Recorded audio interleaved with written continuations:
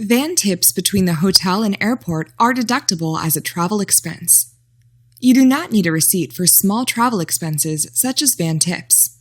However, you do need to record the expense. Recording the expense, according to IRS record-keeping requirements, is called substantiating. Easy Per Diem helps you automatically substantiate and calculate van tips. Easy Per Diem uses your layovers to determine your van tips. To get to the van tip control page, click on the van tip link. You find that here. Next, enter your default van tip. The default van tip is simply the amount you typically tip a van driver for one ride.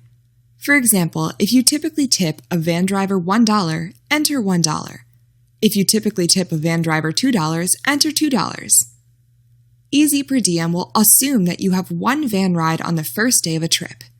It will also assume one van ride on the last day of a trip.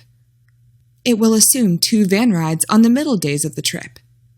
It will multiply each van ride by your default van tip. You can edit the van tips for a given day simply by unchecking the checkbox for that day and entering a different amount. For example, if you didn't have a van ride on a day because you had a layover longer than 24 hours, you can uncheck that day and enter $0. The total van tip amount for the year is sent to the expense finder and final tax report automatically.